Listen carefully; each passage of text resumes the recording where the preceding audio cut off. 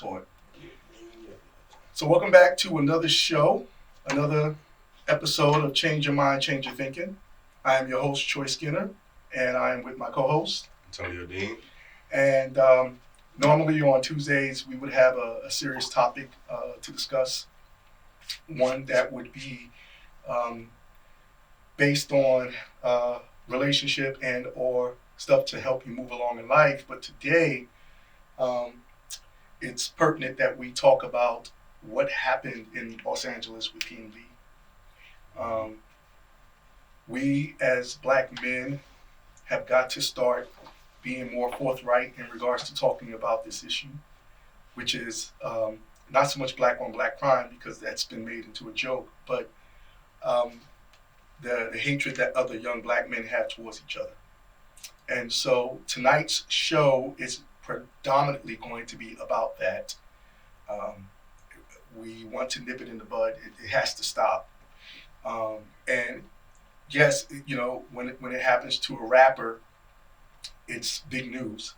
But the bad thing about it all has been that it's been happening for a long time in urban cities. I myself was a product of being a victim growing up and dealing with the violence of the neighborhood. But it's not about me tonight. Tonight it's about having a forum to speak on this situation and being transparent about it, and speaking about it in a way that we can probably find a way to make a difference. I'm setting links up for people in the comments. Okay, so. But no, I'm 100% in agreement. Thanks for chiming in, everyone who's joining in. I'm not sure if we'll be able to take calls today. Yeah, they're already asking. But we will be taking questions. It's just it's a real serious situation to where as a man or as a woman, as anybody, the violence is so bad. But as a man, just speaking of what happened with him, to be seated at a restaurant, a great restaurant that I've actually been to, and to have people come in, pull guns, and attempt to rob you, but then take your life. I'm doing my best not to fall apart. It's been a rough day, not just because of his situation, but many other things. But when you see that, Michael son, yes it is. It is sad. Black on black need to unite. We are already hated by other races, and we need to come together and work together. I totally agree.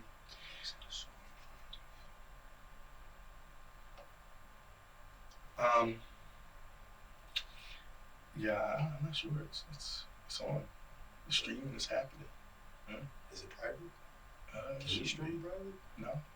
Sorry, guys. We're dealing with the technical difficulties again. Yeah. Just looking to get the YouTube page up. Excuse me. Thank everybody for already tuning in on Instagram. Yeah, it's private.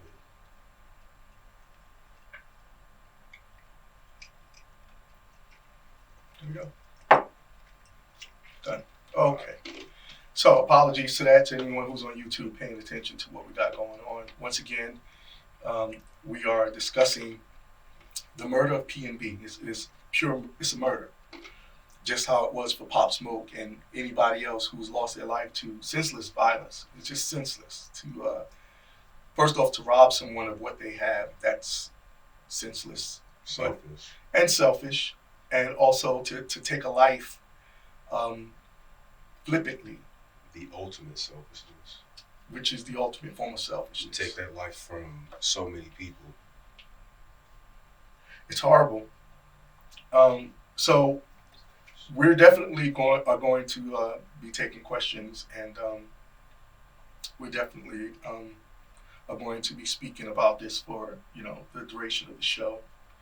If you have any comments, please, we'll speak on them. As of right now, for me, I just want to talk about the issue of what it is that we're going through and how we possibly will be able to make a difference. And I think it needs to be called out. I think the problem is that um, as a community, the black community, um, things happen and we brush it under the rug and we move on, and we don't really deal with the issue at hand. And so, with that being said, um, let's start getting some questions in or some comments in on what do you think we can do to make a difference in regards to um, helping people to figure out how we can avoid the situation in the future. Like, what can we do to make a difference now? We're not just after, PNB's, funeral, and how much more time must we wait in regards to um, the next person dying or being killed, you know.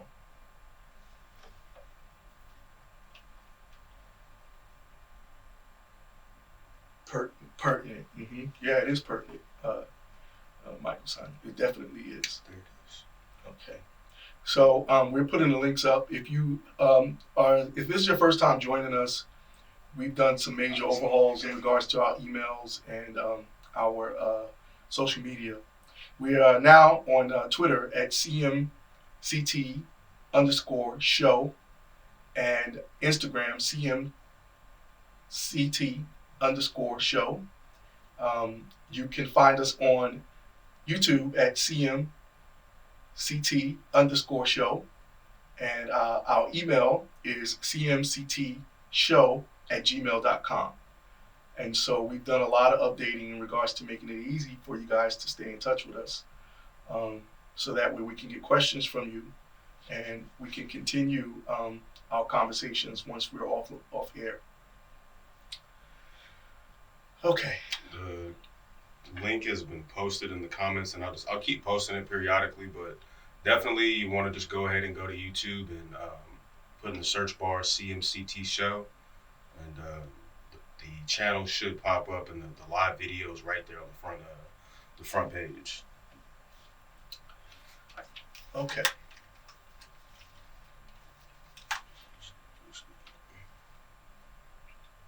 Thoughts, Antonio?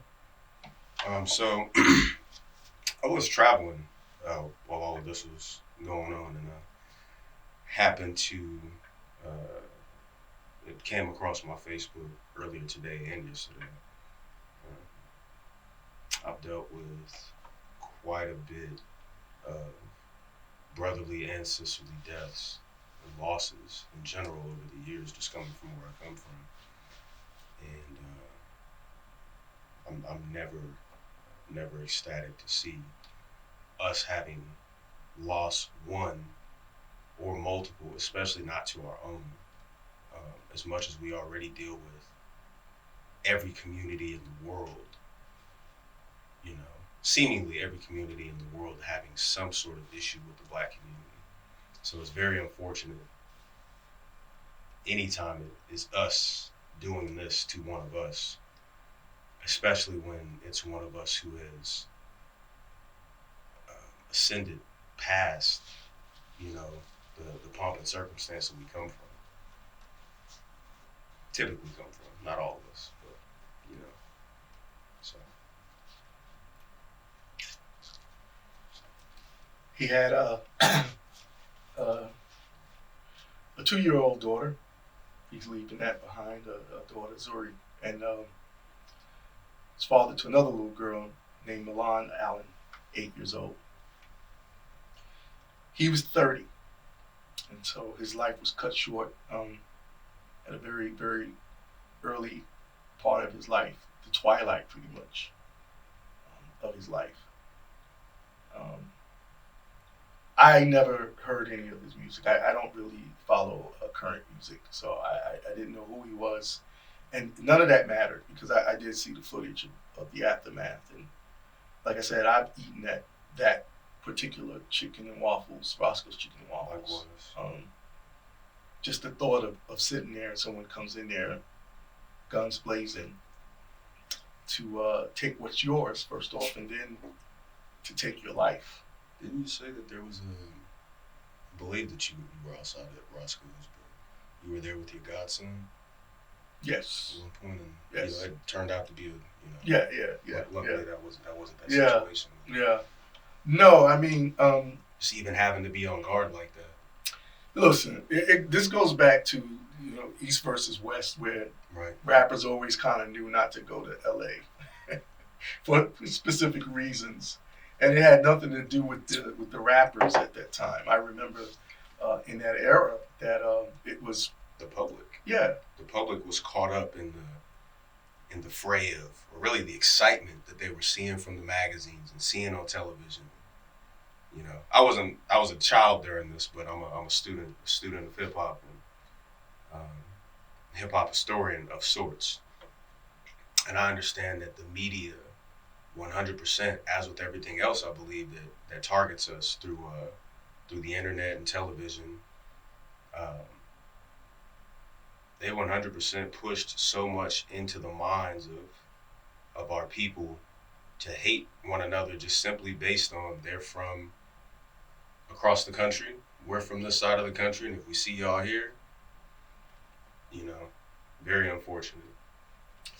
So whoever you are, you scum of the earth, I hope they catch you. I hope they throw the book at you. People are asking recently, because I teach self-defense as a means of sharing, not so much even just as a thing to make money, but as a means of sharing. And people actually had an interview today to go in and to do some work for a company. I can't name the name of the company, but it was an interview set up by one of my students. And I mentioned to the person who I was giving the presentation to that it's not that I'm going to teach them how to be self-defense practitioners in a day, but to give them things in order to avoid the situation. Like, what do you think could have been done differently for him to avoid the situation, if that's even a possible thing? So where I come from, actually just recently too, one of the most popular rappers of the last, probably about 10 or 15 years was Briss. He's from Sacramento, California, and he was the next upcoming rapper from that region. And the issue that he ran into was not knowing how to deal with a mass level of popularity and influence. And he hadn't left home.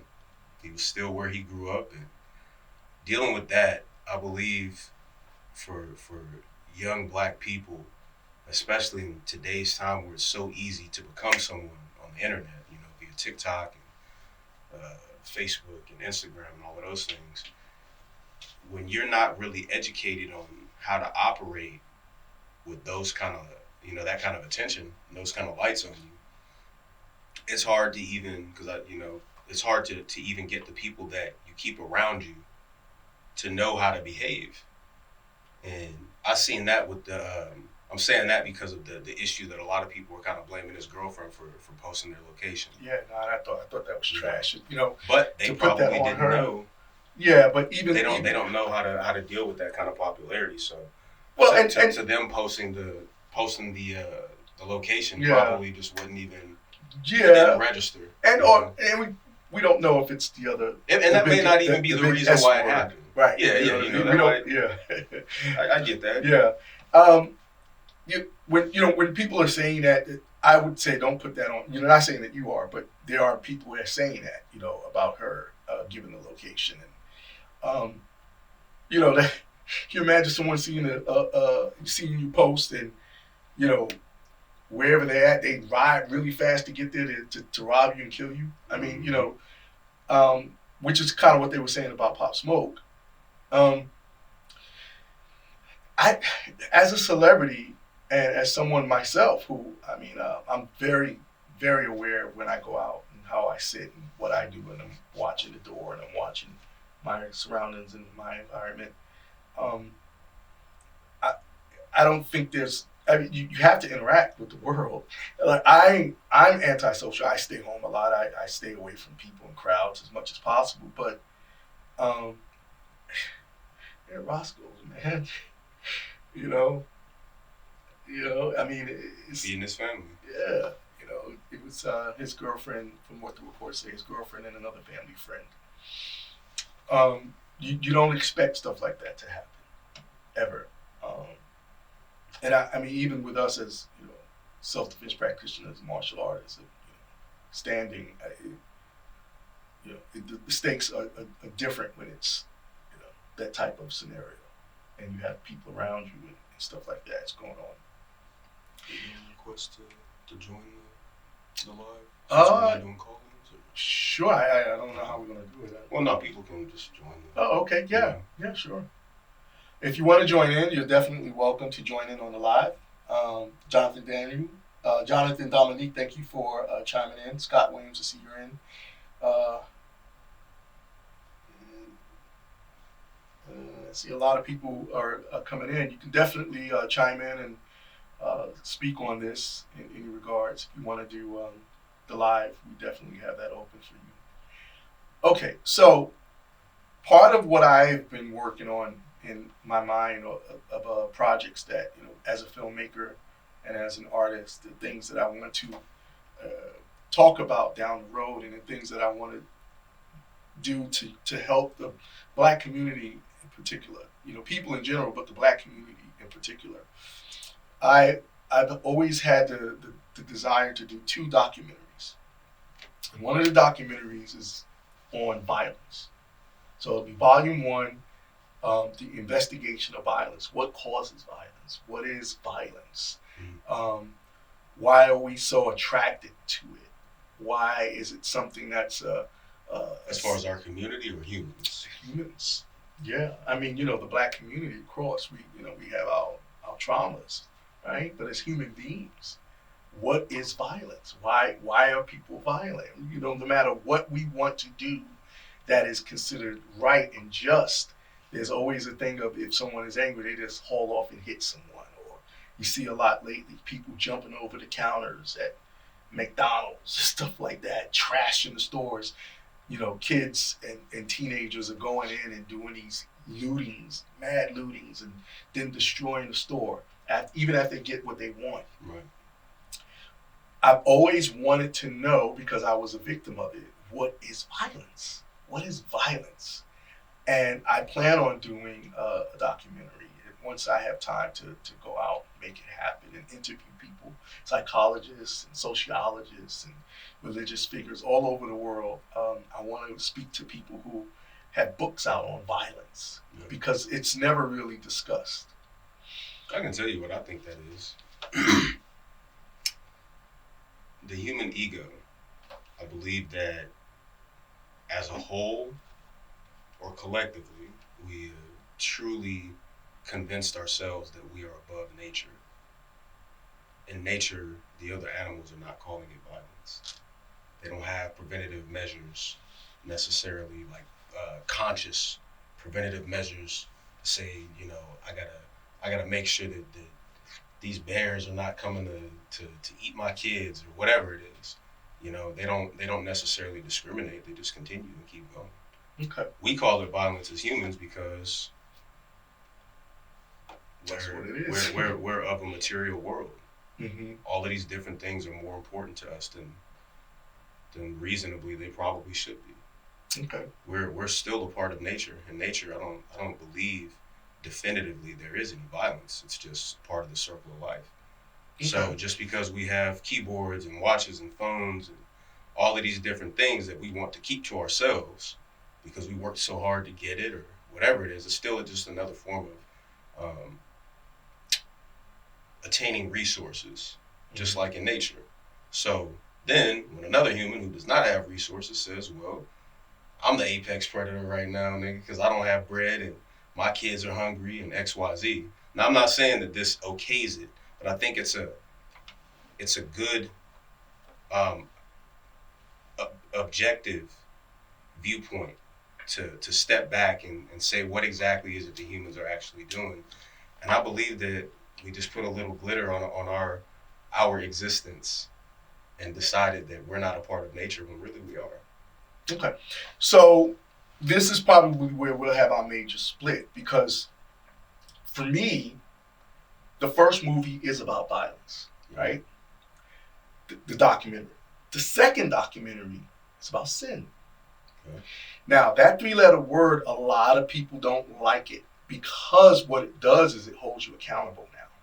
Because if you say to yourself, all right, because I'll piggyback off of what you're saying, animals, they don't really have what is considered violence. We consider what they do, the acts towards each other or towards them to humans, as violence.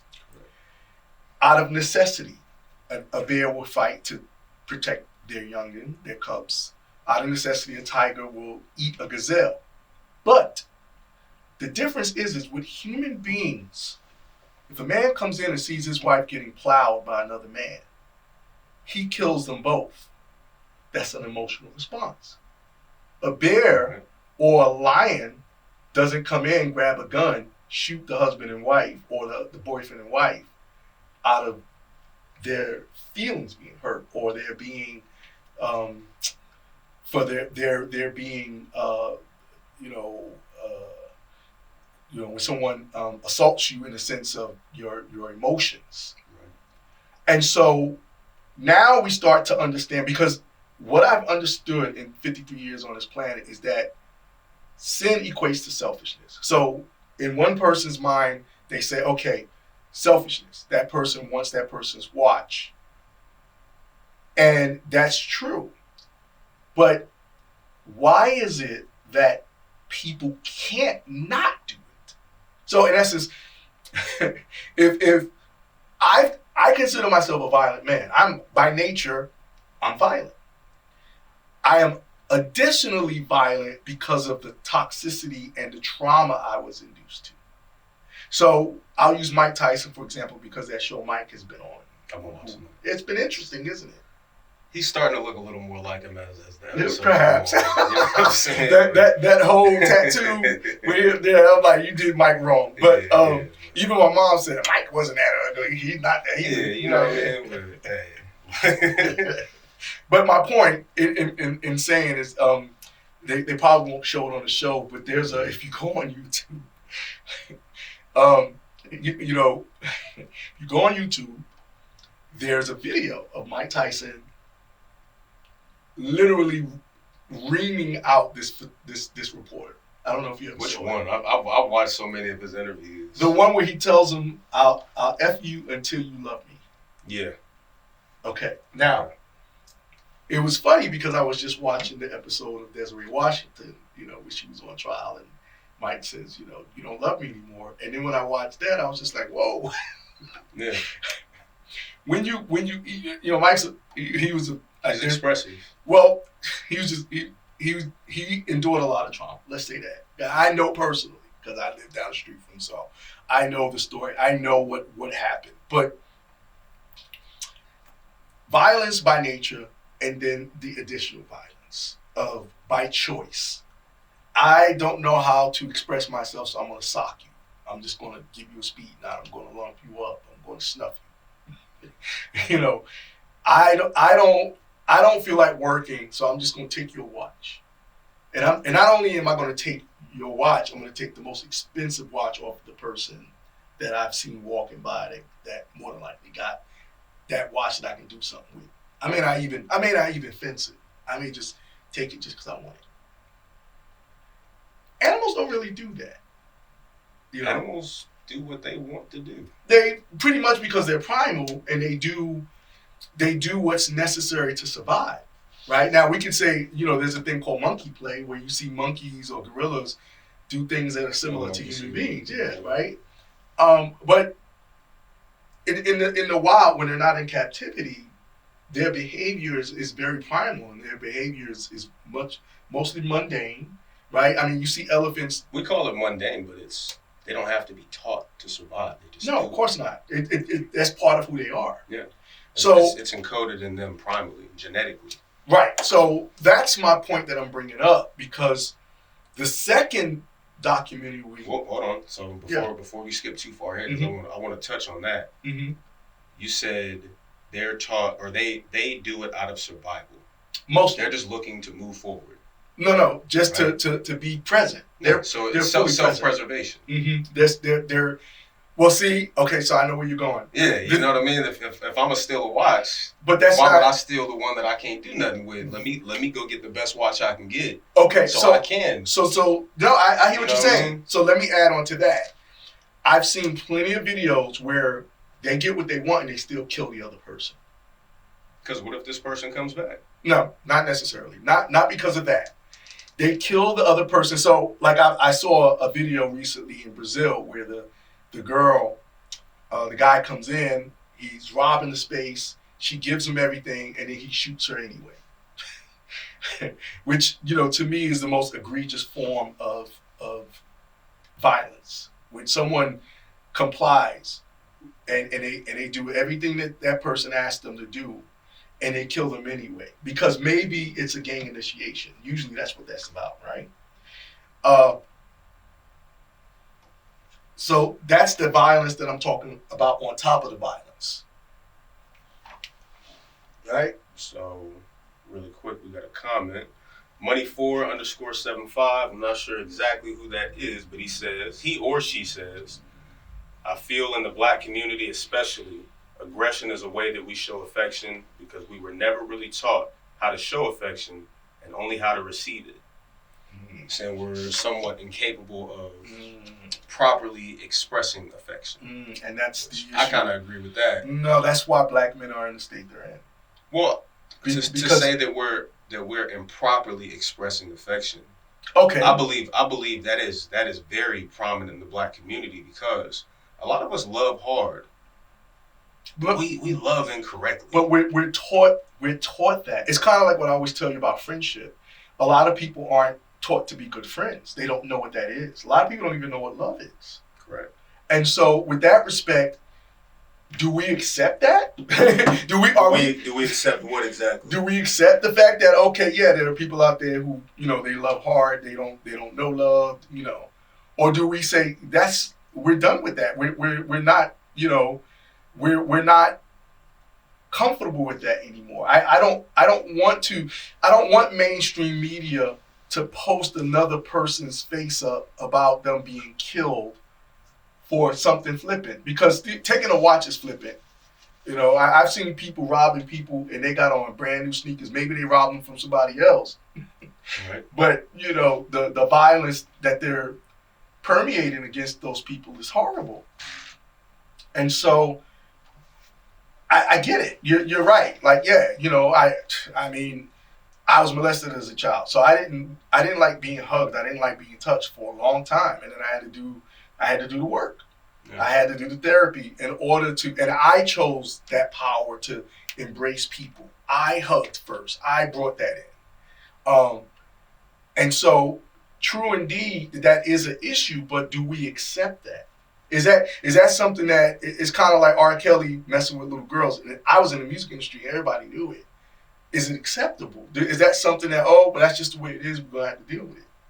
I think that just because it's acknowledged and it is defining, that doesn't necessarily say that it's acceptable, but we're identifying it. Now, once it's identified, what exactly do we do with that? That's the question. And with it, what will we do?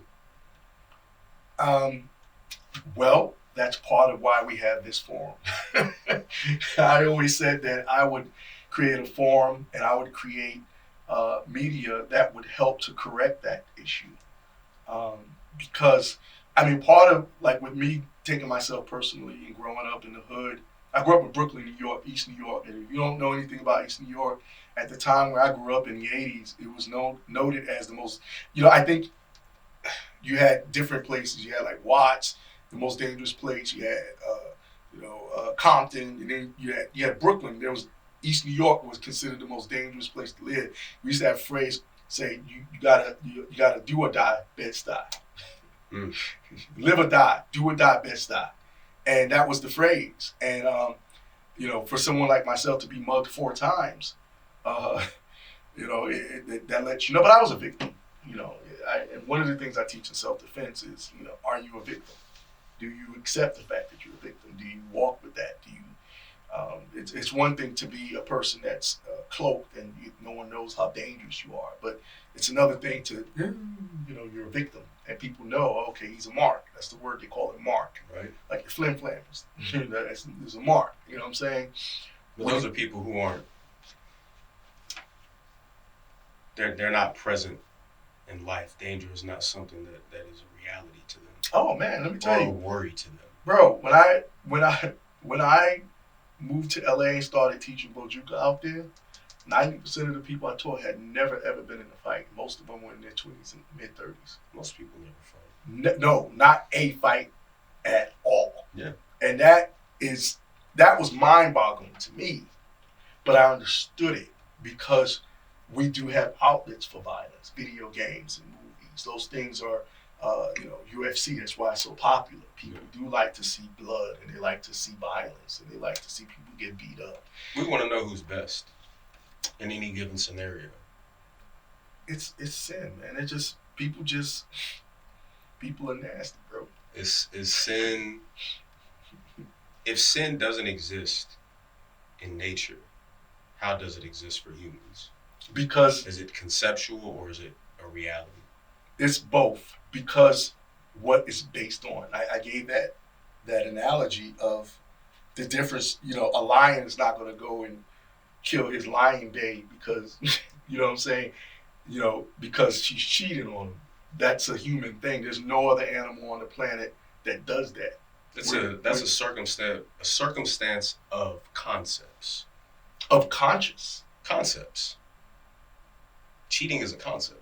It's a conscious concept. So we're both saying the same thing. I'm saying cheating, ideally, is just a concept. It's not a real thing. Oh, I see what you're saying, because maybe people don't believe in monogamy or something. People, yeah, we decide. That's why I say it's a concept. These are things that we decide to describe. These are things that we decide to subscribe to. Mm-hmm. Cheating is not real. Monogamy is not real. Mm-hmm. Marriage is not real. What we're doing right now, although we're enjoying it, this is not real. Mm-hmm. This doesn't exist in any other form in nature. This is why I was saying earlier about the human ego. Mm-hmm. We've really tricked ourselves into believing that because we have created constructs and concepts, things to subscribe to, shelter and so forth, that we beat nature. And I don't think that you can beat primal instinct.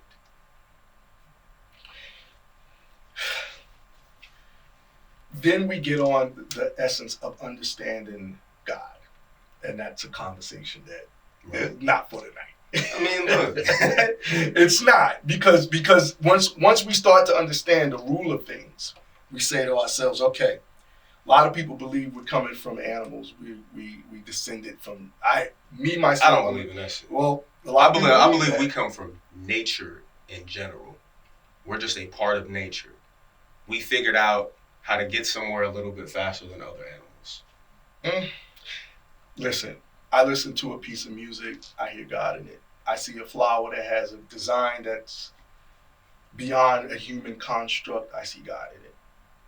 The technique and the stuff that's given to us. When you see an idiot savant play Mozart and never was taught piano, that's God. God is faith in understanding the things that are not seen. And so, I think that's accepting things that are not seen, not necessarily understanding them. That's why we want to understand those things, because we can't. Yeah, but that's more acceptance than it is understanding. We already don't understand it. But the acceptance is what allows you to enjoy it. That's what I'm saying. So that acceptance of all these different beautiful things, because we can't define it. Some people call it nature. Some people call it God. No, you can't. Other people call it many different things. You can't say an idiot savant playing Mozart or Rachmaninoff is nature. That, listen, an elephant. They have elephants in India that can paint. Right. right? If you ever see it, it's awesome to watch. Elephants are very intelligent creatures. But they can only paint what they're taught, and they can only do one painting. A human being can go and express and create in ways that are unexplainable.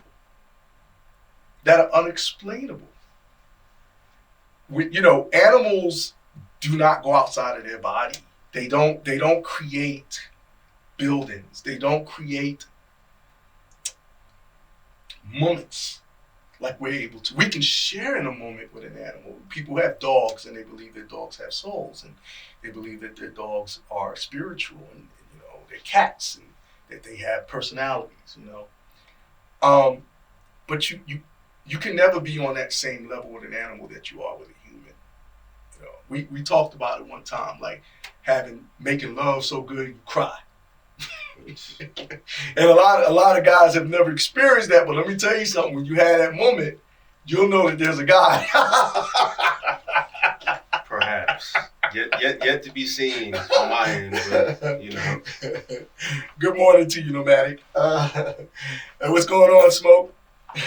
Yeah, thanks for chiming in, everybody. Come on, guys. Any statements in regards to the PNB situation and what went on with that? Your thoughts on that? We definitely want to talk about that. We have a full show in regards to wanting people to express how they feel about it, because I think that's important. Yes, Janessa, I know you understood that one. And the discussion of what exactly is violence and why is it so prevalent for our community? Yeah, why is it that black in many different arenas? Well, yeah. So being that this is a situation involving black men, let's stay on that for a while. Let's discuss that for a while.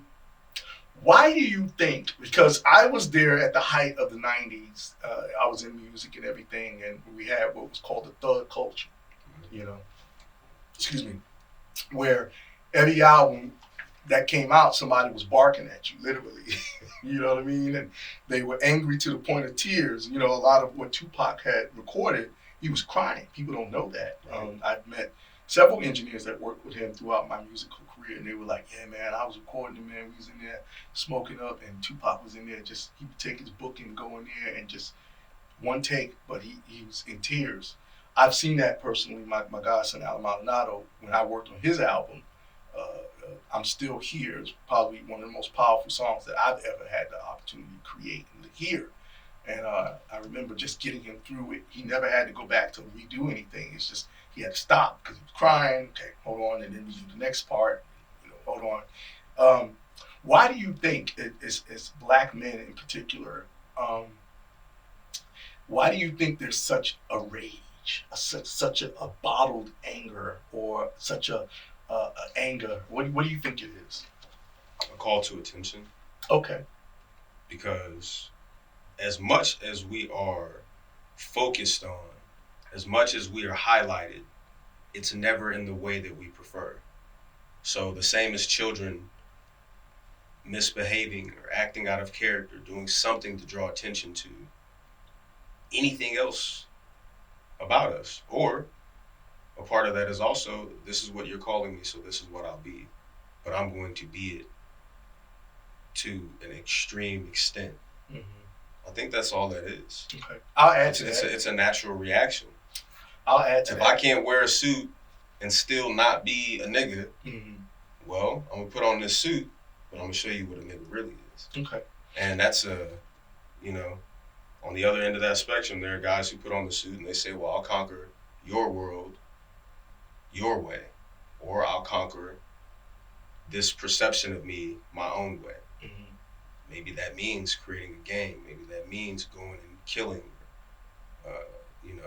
There's so many different outcomes associated with that stream of consciousness.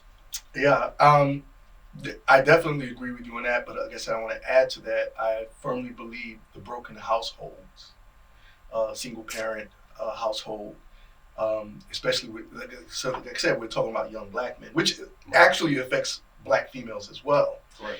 In regards to not knowing how a man should treat her, not having, and look, I got plenty of lady friends who will tell you they had dads and their dads were shitty. So, right. But for young black men, it's imperative at a specific time that they have that guidance, that they have a grandfather, uncle, older brother, or mentors of some capacity to help them through it. And in the 90s, because coming out of the 80s with the crack epidemic, going into the 90s, and that music took over, you had, you had the rap groups that were considered thug groups. I would see a lot of young black men gravitate to that music. And so we tend to, as people in general, take on who we are around or who we admire. Okay? It's something that I used to tell brothers all the time. I'm like, how do you know how to dress? If you didn't have a dad to teach you how to dress, how do you know how to dress? How do you know your color schemes? How do you know what sneakers are nice? We watch each other. You gravitate towards where you see yourself, where you see you. Mm-hmm. When there's a missing element, you do for yourself what you can with what you have. Mm-hmm. And typically that's the same as window shopping. Mm-hmm. You know, Mm-hmm. I can only dream about this. Mm-hmm. I can only put it together with what I have and make it look like something. Right. Make it be something. Right. Okay, so because we all know about classes, different types of classes of people. Social, right? Social classes, yeah. So what stops a guy from being a nerd compared to the other guy that is, a hip hop artist or hip hop follows? And then you had different social classes in hip hop work, right? You had the guys that would follow KRS. Gangster rappers, conscious rappers, and so forth. Right. So they all would dress according to that class that they felt that they needed to be in.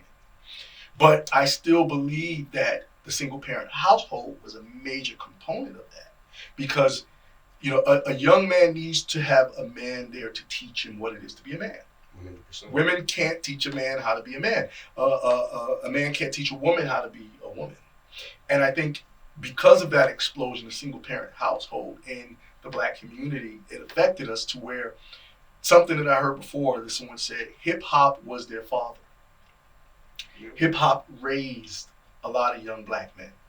And so when you're coming out of the 70s where you had, the Shaft movement, you had, the pimp movement, right?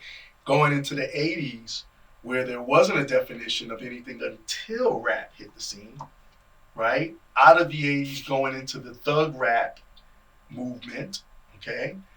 Out of that to now the bubblegum movement or the mumble rap movement, and you see still there's anger there, right? There's still anger there, okay? Because now anybody that's into the future type of music, not saying predominantly, but more than likely they're into, drugs. They're into mood enhancers, right? And so you see a lot of that as well, okay? You see a lot of that. In my day, it was blunts and booze. That's, and depending on your genetic makeup, that booze may have made you an angry dude. The stuff that people are smoking now is so much more stronger. So much more stronger. It's so chemically induced, it's ridiculous. But back then, most people were mellowed out by weed unless they did what was called woolies or they laced it, right? Then they had probably a bad trip along with that. But most of the time, people that smoked weed were mellowed out. It was just something that came with the environment. That was during the free love movement. Yeah, I mean, you had the 60s and the 70s. Or a branching off of that. Mm-hmm. But I think that what it is that's being questioned here is just the answer to what's being questioned is we tend to gravitate towards what gets the most praise. Mm-hmm. So if I see in mass a majority of those who look like me are getting further in life because they're behaving however it is that they're behaving on TV and in music the way that I'm seeing them, well, now I have to emulate that. Yeah, and I agree with you. That's kind of why my battle in film has always been to show black men in a positive light, and which is tough in itself because the industry fights against that. And not only does the industry fight against it, but the community supports it and co-signs it. So it's like, how do you give someone medicine if they don't want to take it? You know, they stay sick. Um, Nomadic said welfare incentive what? Incentivize. Incentivize, yes, single mother households. Absolutely. 100%. Yes, it did. There's a great documentary. I don't know. I don't remember the name of it. I'll pull it up later. But I mean, they've been documenting the effect of that of government subsidies on the black community since the 50s. Mm-hmm. Really, actually, I've seen it as early as the 30s and the 40s, where they're going out into the sharecropper, public housing, which is really like the original form of project buildings. They they were recording and filming back then in black and white what it was that single black mothers are going through, creating latchkey children, which is children who were left at home alone. If you don't know, I know it's kind of an old term, but latchkey children, you have your 5 or 6 year old son with so many younger siblings taking care of the household while his mom is out picking potatoes, or whatever kind of crops they had them tending to. They've been doing that since we had freedom. Yeah. Yeah. So to wrap up what you were saying about the attention, I agree 100%. Like if all I'm seeing on the TV of someone who's made it out the hood is Tupac, then yeah, I'm gonna be like Tupac. Not. But to use that as an example, Tupac did speak the voice of that generation. There was a lot of people going through things that, I've literally seen grown men sit in the car listening to Tupac crying. Yeah. Because they could relate, which he was able to bring that voice of that generation to that forefront. Whereas Biggie was more on the party end because of Puff, and Ja Rule was pretty much a shadow of Tupac. Yes. He's far outside of this. Yeah. And then when you have NWA, they were the West Coast version of a lot of these guys in the East Coast. Well, they were an amalgamation of this is how we're being shown on television. Yeah. They were essentially the first display of Los Angeles gang culture. Yeah, absolutely. Yeah. And so with that being said, I think also what attributes to the anger is not being heard. It's something that I said many years ago when I was teaching mass groups of people, and I would say that the smartest, most talented black men are in prison, and primarily it's because they couldn't be reached. See, we all learn differently. Some of us are oral. We learn orally. Some of us, we learn auditory. Some of us, we learn by seeing. And some of us by feeling. They're very tactile. And in school, I remember, there's 20 or 30 people to a class. And if, a young man had dyslexia, he was ridiculed for it. He couldn't read, and so a lot of times that would be the thing in their mind. Well, if you didn't have that strong father figure there to say, hey, it's okay, you're messing up, keep going, keep doing it, he's going to rebel and be like, well, I can't read, I'm a dummy. Everybody say I'm a dummy, I might as well be a dummy and go into this and be this. Now I'm going to be the best at being a dummy that I can be. Yeah. And so with that being said, a lot of times that causes the violence. One of the things that we talked about last week was molestation. Yeah, that temperament. And, people don't know this, but your temper is your defense mechanism. Yeah. It is the thing that you use to defend yourself in all types of scenarios. That's why people tend to get mad at someone that's mad at them. Like, I'm mad at you, you get mad at me because I'm mad at you. It's like there's no seeing through and figuring things out, because now both parties are angry. One righteously angry, one unjustifiably angry, but it doesn't make a difference. So when we're saying these things, it's like, all right, there has to be an understanding of what causes it in order to be able to do something about it, right? Violence. Okay. Yes, absolutely.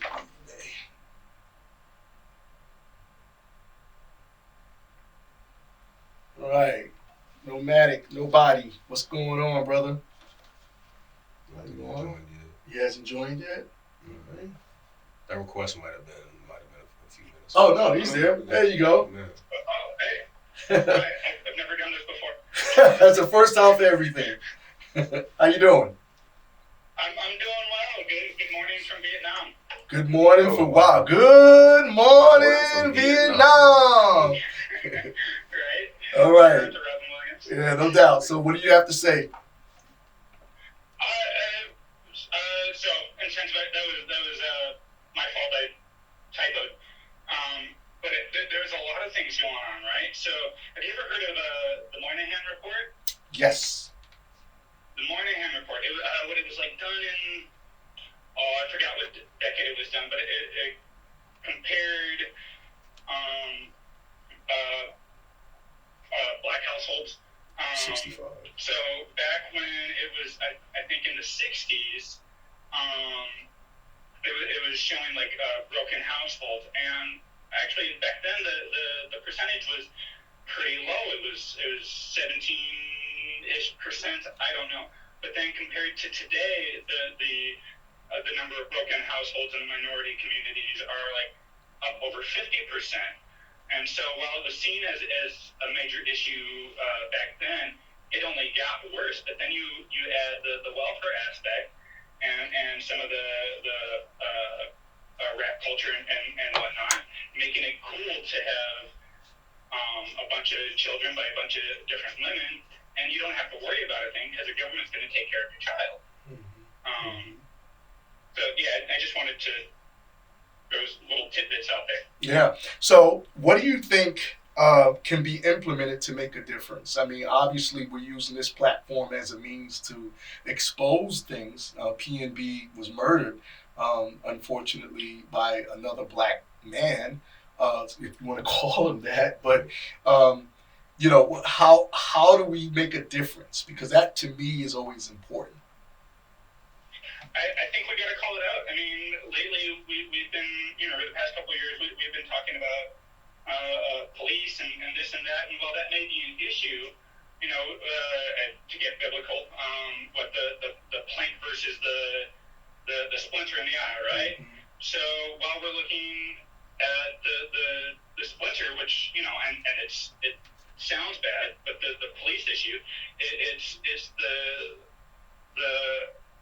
black on black, the white on white, it's the internal crime, the internal violence, mm-hmm. that is the plank. And so I think we have to call it out. I think we have to stop incentivizing poor behavior, and instead of lowering the standards, we got to reach out and we got to raise everybody else to meet the standard. Like you were saying, mentorship. There's people want to say like there's not enough minority role models, but I don't think we're looking for them either. I mean, we have Ben Carson, Frederick Douglass. Oh my goodness, what's his name? James Baldwin. I love James Baldwin. But there's so many. We're just not looking at them. We're not talking about them. So instead of making stupid people famous, let's raise up the intellectuals within our community, because they do exist. Yeah. They're out there. Yeah, that was awesome that you said that, and I do want to piggyback on what you said as well. People do need to stop saying that, okay, you're a sellout if you mention black on black crime.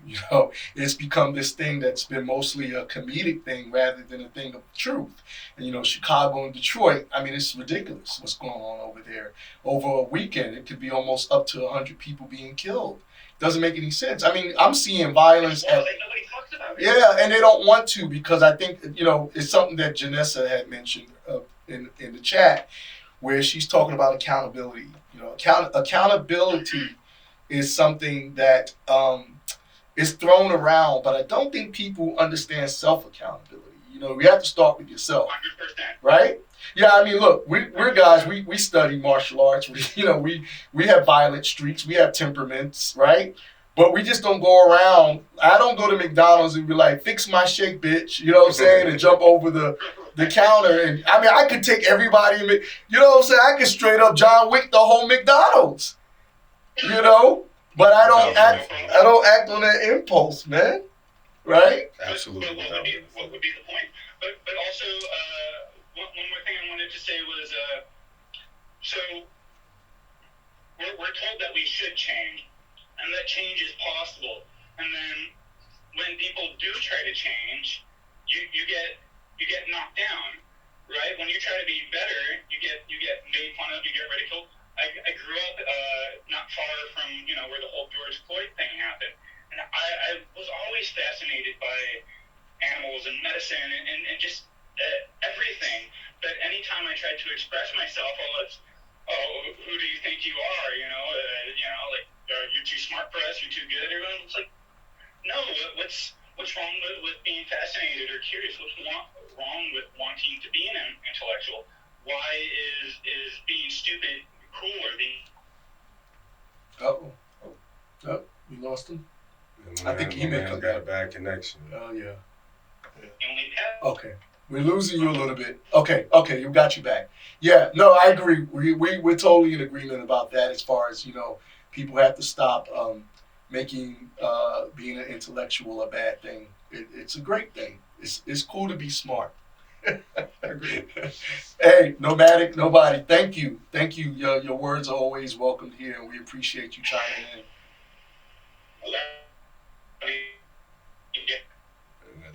Get back with my brother. Yeah. Go ahead. We'll get back with you. Yeah. Thank you.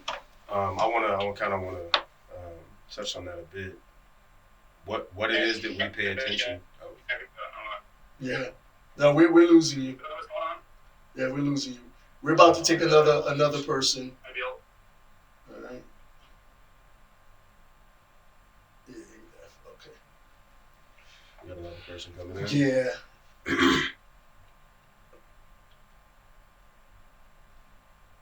Scott, welcome. Yeah, we can hear you well, man. We know you got a lot of good things to say to add to the conversation, as always. Thank you, brother. Thank you for chiming in tonight. I know this topic really hits you hard.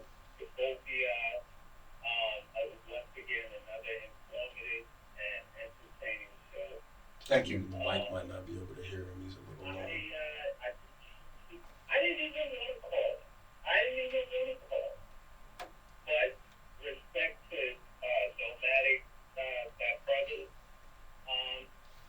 I totally disagree. Okay. I feel like what he's saying is forget about, blaming the white man.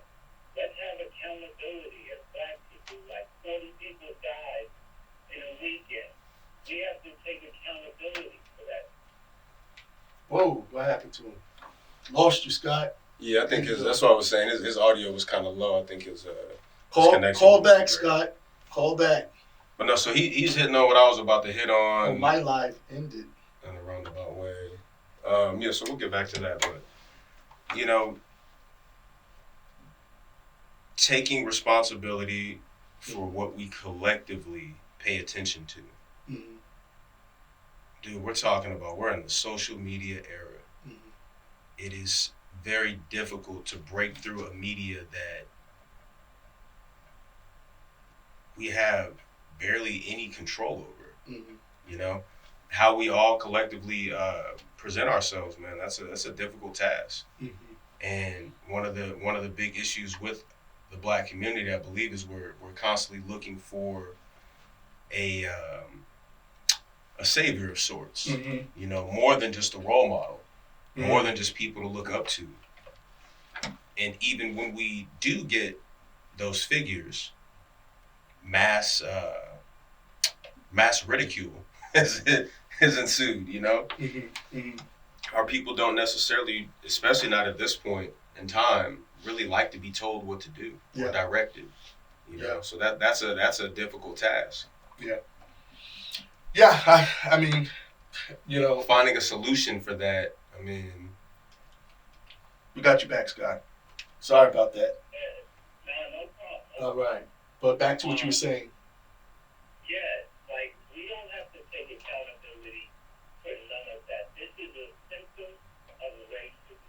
When you see black people have some gene, some mysterious gene, or we're the only ones who are violent, or we're the only ones who have sin? Okay, so let me hold on, Scott. Let me interrupt you for 1 second. Let me just finish the point. Right. Yeah. No, go ahead.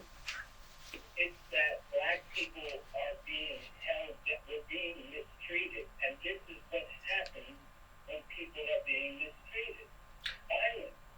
Right. Okay. So with PNB, is that situation based on racism, or is it based on one brother who doesn't have enough respect for himself or for another black man to go into a Roscoe's and kill that man for what he's wearing? I mean, there's a point where it's like, all right, look, stop killing people. just stop. You know what I mean? Like, I hear what you're saying, and we are still dealing with systematic racism as a culture, right?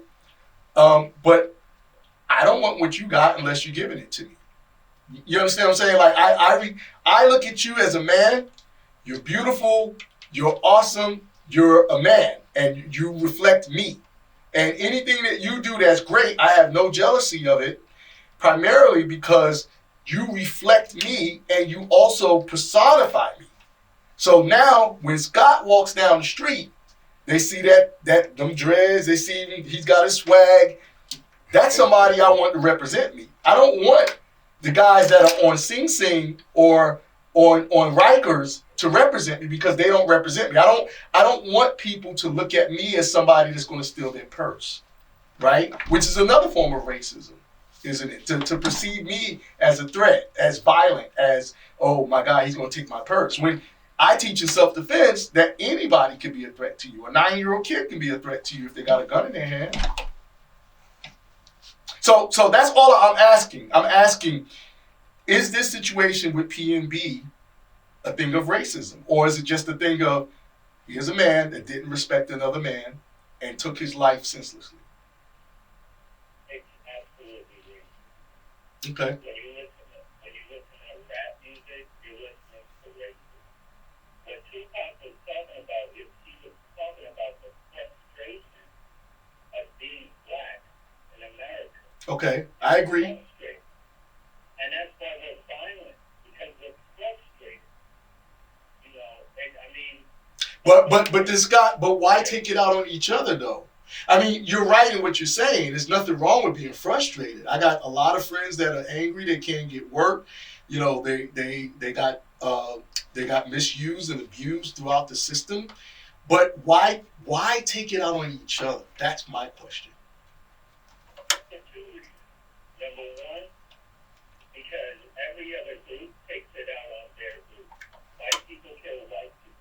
Spanish people kill Spanish people. It's true. Asian people kill Asian people. Asian people don't kill black people. They kill Asians. Every group takes it out on their group. And the other reason is because, to your point, I see you as me, and I'm frustrated. So instead of killing myself, I would rather kill this other person who looks like me because I'm really angry about it. Yeah. E. Blackstar said proximity, and I agree with that to an extent. I mean, like I said, I grew up in Brooklyn, so you know there was always you know, cats bullying me. Like I got bullied. Like we live in a bully culture now where everybody's like, "You're bullying me. Stop looking at me that way." You know, that it's to that extent. But I mean, I endured bullying. Like, come here, shorty. You know what I'm saying? Do this, shorty. You know what I'm saying? Like I endured bullying, and it made me want to go the other way. But then, okay, so let me ask you a question. Because we're talking about violence, and we're talking about, I want to stay a little bit on accountability. I hear what you're saying, but I want to stay a little bit on accountability. Using yourself as an example, what stops you from just hauling off and socking people? That's not me. That's not me. And what do you attribute that to? Because I know how, you know, I've met your mom. She's amazing, and she's a very powerful being. Would you consider that as the main thing, or just an addition to other things that you experienced that made you not want to be that guy?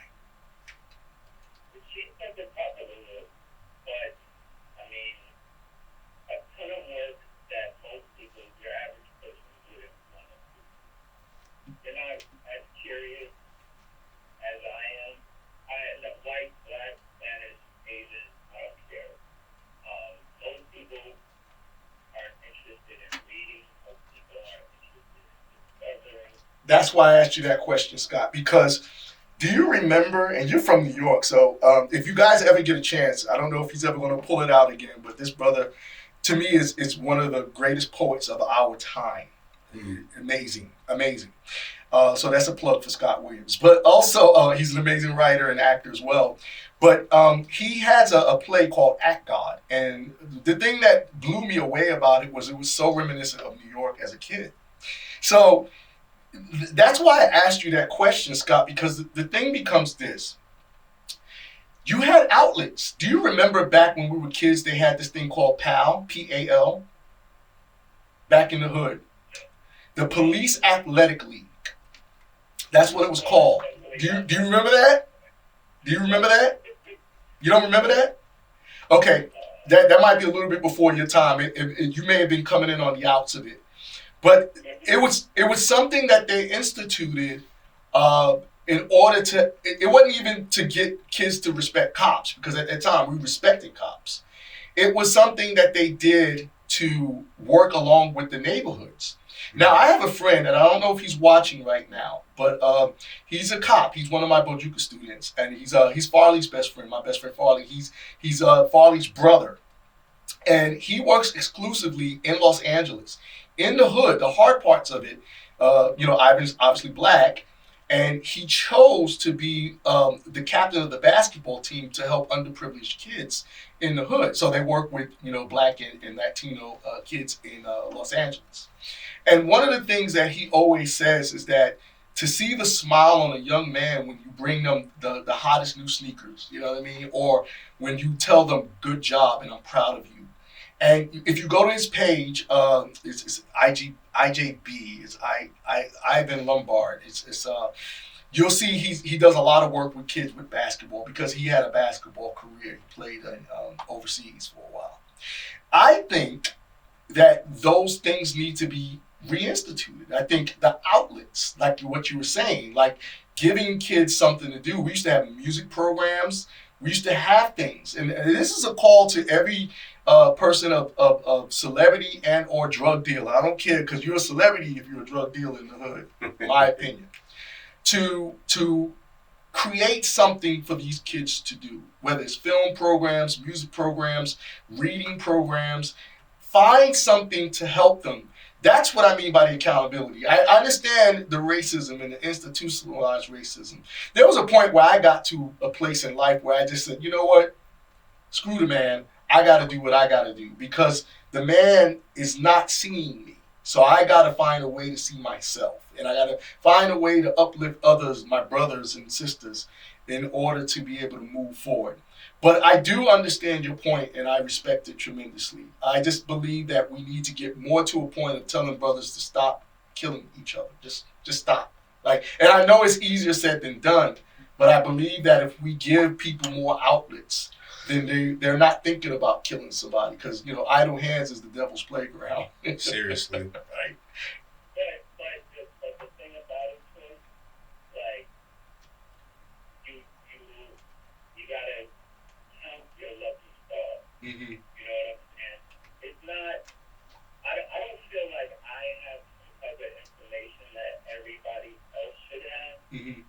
Because when I go back home, and I got family where you're from. Mm-hmm. I got family on Sutter. I got family all over Brownsville, all over East New York, and my brother lives in Bed-Stuy. Mm-hmm. And when I go home and I see the hood, I see, because that was normal to me.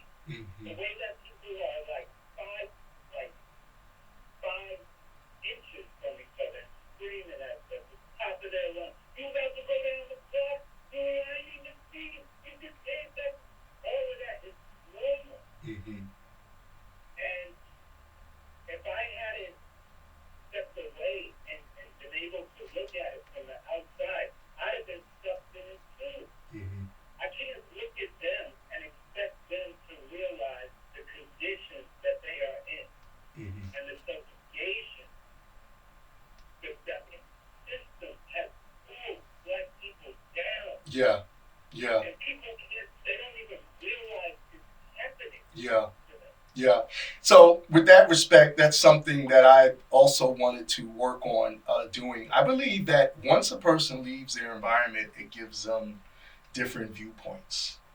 And That's changing the conversation to change the reality. absolutely. And so one of the things that I plan on doing, I don't think it'll be this year, but going into the next year, is I want to start a fund where I get at least 10 to 20 young black males. You know, I mean, eventually we will expound it to females as well. But right now, because of what's happening, I think the black males, you know, I've seen the black females getting caught up, man. You know, that those kids that killed that 76-year-old man with the cone, the street cone, that was horrible. And the main culprit was a black girl.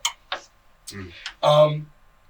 I want to start a fund where once a year, 10 to 20 young black boys go overseas and they travel.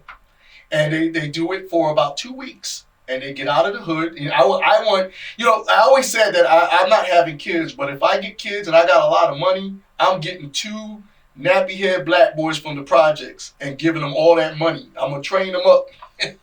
But that's something that I think change your mind, change your thinking will be moving towards, as far as once we get everything moving and everything, and we'll get donations in. That's something that we want to do. Start giving back. Start giving back. And I think that's what has to happen. All right, we got other people, Scott. You got one more point to make before you leave?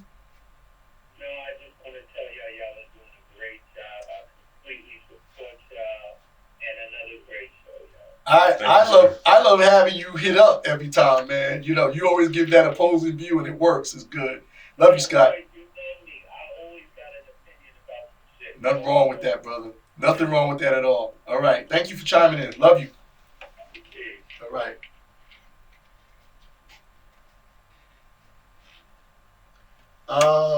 Black Star. Yes, that's true. It's only 2% that are causing crime.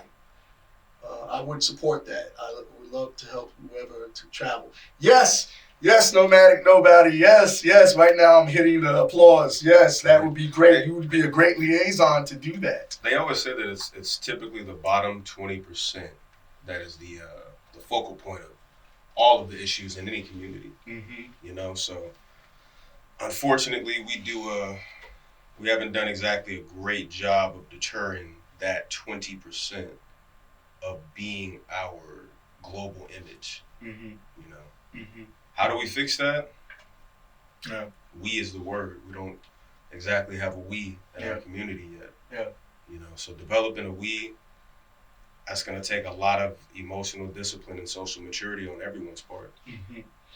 Yeah, I think, you know, you move one rock at a time, right? Like I've always known that, I think I mentioned this, getting out of the country for young black men shows them their importance in this country. Yeah. It's very imperative.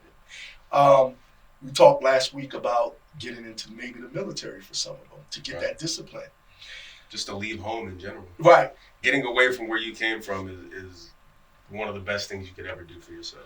But does that help with the violence? Does that help with the... Okay, so say for instance, let's just take it as this. We have a young black man, 13, 14 years old. Okay. He's been dealing with some form of trauma. Because listen, trauma is not just, you know, sexual abuse, but you have trauma of mental abuse, right? Physical abuse. Like some of us are raised, my brother was real big on that. Like I'm gonna make a man out of you. He would punch me in my chest until, you know, I stopped crying. And so that was his way of molding me and meshing me and building me up. A lot of young black men go through all types of trauma. Sometimes neglect is a form of trauma, or just being different. I knew a lot of guys growing up who grew faster than most, so they had no one to talk to. You see, because their mind was behind their physical growth. We have a young teenager who still has that anger. How do we recognize it first off? And what do we do to make a difference in that young man's life? What do you think? We need more community outreach. Okay. I think that's one of the biggest losses for the black community over the past 30, if not more years. Mm-hmm. You know, most black kids don't even know what summer camp or after school programs and those sort of things are. We don't have any what they used to call like the community centers used to be a huge thing. So off of that, and this is to the audience. I want you all to chime in on this to tell me your thoughts, yay or nay. If the police associate athletics league it came back, say for instance the police wanted to fix their image and they came back to the black community and said we would like to start police athletic leagues or police music leagues or police involvement in some form, would you be with it or opposed to it? Do you trust them now, or is your level of trust so at a high threshold that you wouldn't even want them around young black males or females? I would say that that's worth a chance, just based on if we're speaking specifically to the lower income black households. I believe that that's important to bring some form of structure and guidance and masculinity into their lives, because without it, again, we're talking about idle time. Anyone with too much time, a disaster is afoot at some point, So, in their young lives, man, they need some form of guidance and structure, and it's really not coming from anywhere other than the internet. And we're talking YouTube and Facebook and Instagram. There's only so much positivity that you see about black people in modern media. Yeah, we have people saying that some are saying they're against it, some are saying they're with it. I think if that's the case, then if it's going to be split or provide a solution, what is the inverse? Where is this structure and guidance going to come from? It doesn't fall out of thin air.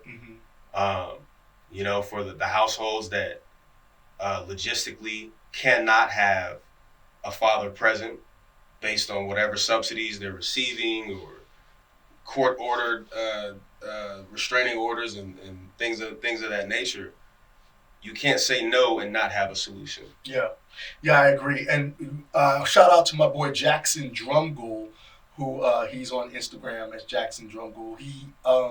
He's very big on fathers and black fathers working together. He has these forums where he gets black fathers either in marriage or single fathers who get together and they forum. And he's very big on that. He's very big on mentorship and stuff like that. So I think what we need to do is to have him on the show one of these days to set it up to where he's in as our special guest so he can speak out to the community and see about making things change in that regards. I completely agree. Yeah.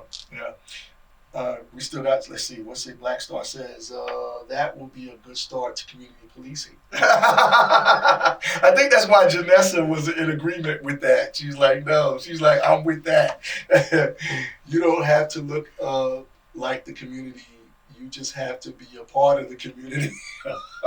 Yeah, so Black Star, are you saying that that's a thing that's a bad thing? Or is it's kind of like a Vlad type of situation where you get around these young cats and you're able to round them up?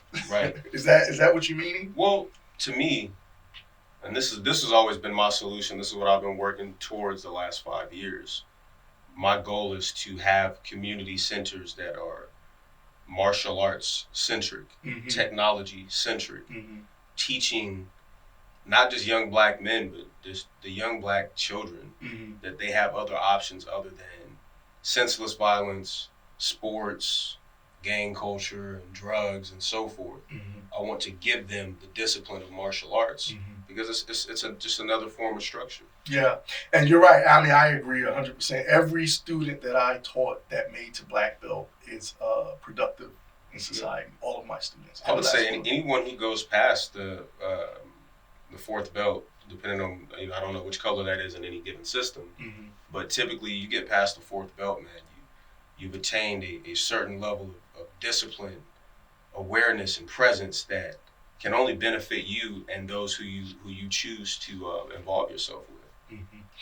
Yeah, so at this time, we have 30 minutes left. We're going to be continuing on about this situation and wrapping up in regards to the PNB murder and violence in the black community when it comes specifically to black males.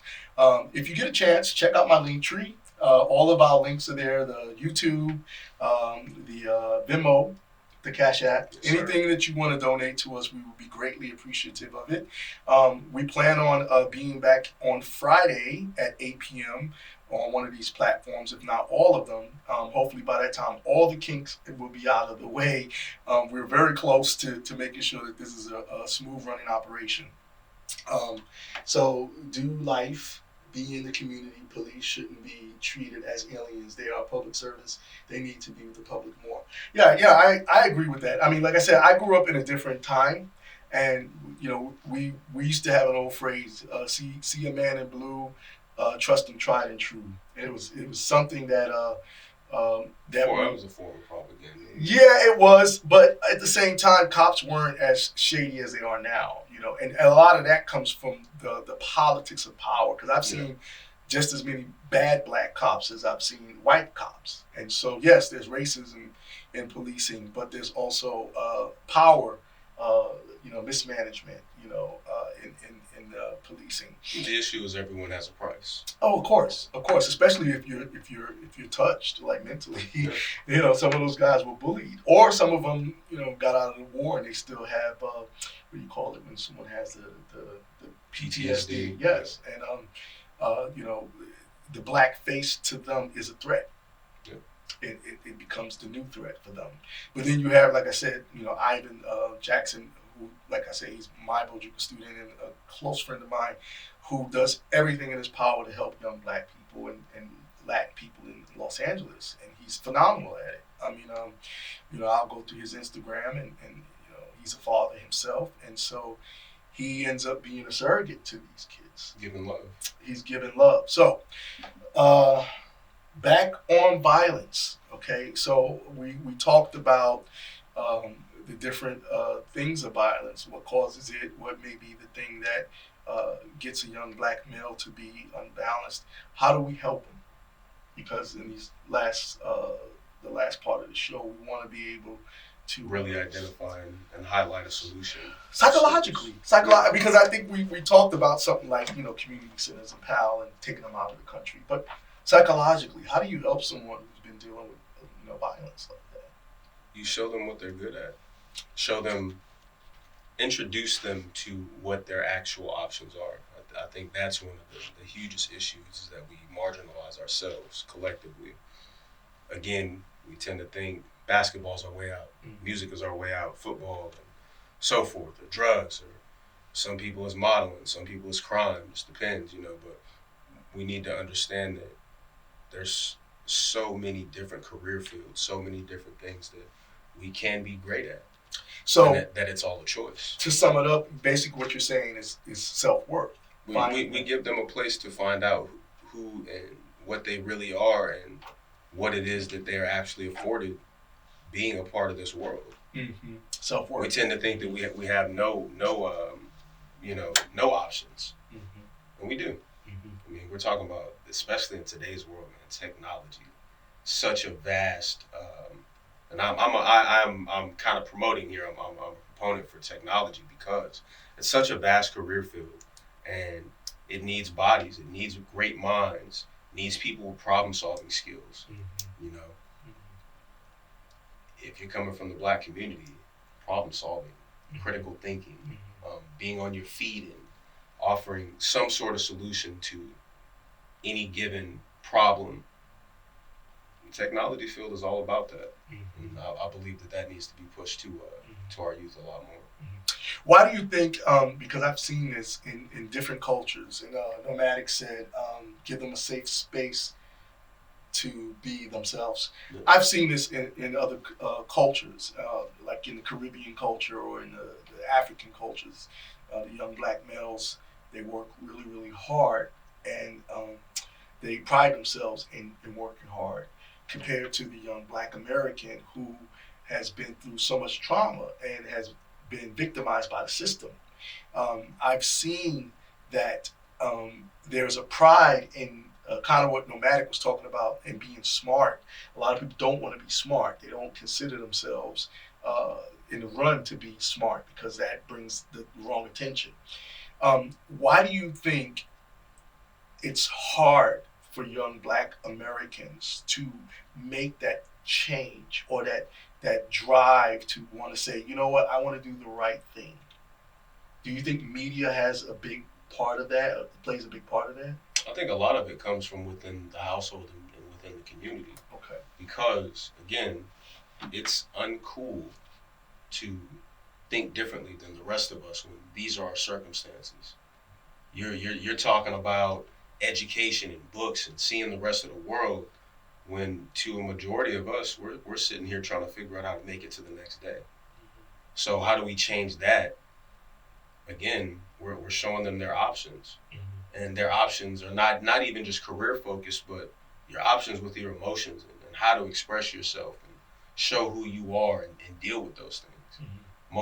Most of us are not even, especially well into adulthood, we don't know how to express what it is that we're truly feeling. Express what it is that we truly are underneath all the trauma and endangerment, having dealt with violence and from the people who are supposed to love you. Yeah, I can say for sure that I thank God for the martial arts. For if I did not have it, I would not be here today. I know that for a fact. But I also thank God for all of the people in my life who played a big important part. You know, my martial art instructor, Darren Jackson, of course, and you know, my god brother and I. My god brother had his granddad. His granddad taught him. I think he served in the Korean War and World War II, if I'm correct. I don't want to misspeak, but I remember his name was Pops, and I'm pretty sure there was a lot of guys that had granddads named Pops, but we would go around him, and he would always have words of wisdom to say, and I think we're losing that, unfortunately, because those people who went through those struggles are leaving us, and this generation today they don't understand that going into what Scott was talking about as far as the racism, they don't understand that struggle. Yeah, they don't have the connection with what it is that we've dealt with historically. And I'm a mentor to a lot of young Black men and women. Even in school, in the textbooks, they're disassociating Black history. Yeah, with our current reality. And I want to add to that because media is very, very powerful, and it's the highest form of propaganda, and I don't think the Black community understands what happens when you race swap. Okay, when you watch a period piece, and that period was probably the most racist period, and you have Black people in the scene of high position, there's a problem with that. I saw a movie, it's a horror film, and basically it was a J.J. Abrams produced project, I think. And there were black and white soldiers. It was World War II, if I'm correct. World War II, black and white soldiers in the same regiment. And I knew when I was watching, I was like, what is this? This isn't correct. So there is a thing of history being retold through stuff like that, through like the textbooks, critical race theory and stuff like that.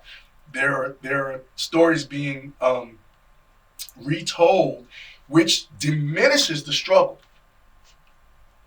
You see, because if you believe that the cultures were mixed like that, then it gives you a different perspective in regards to how things was in that time.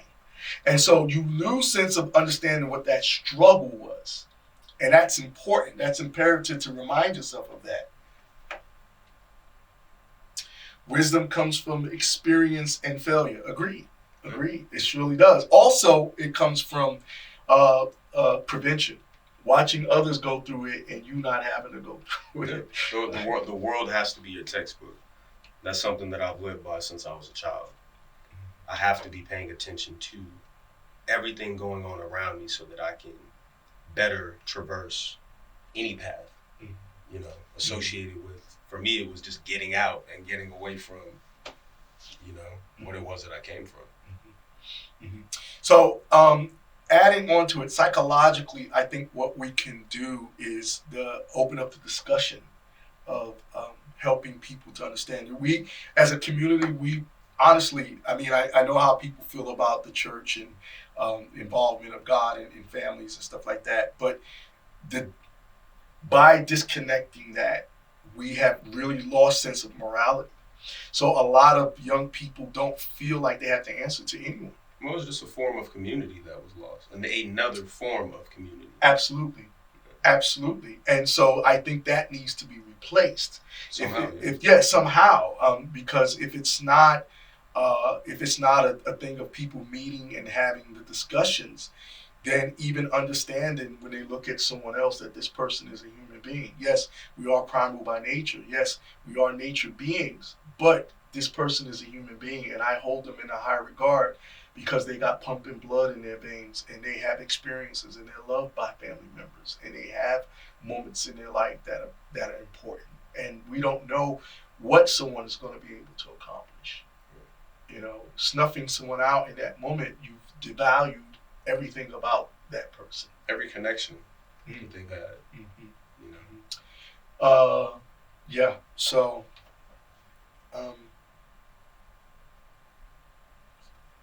okay. Yeah.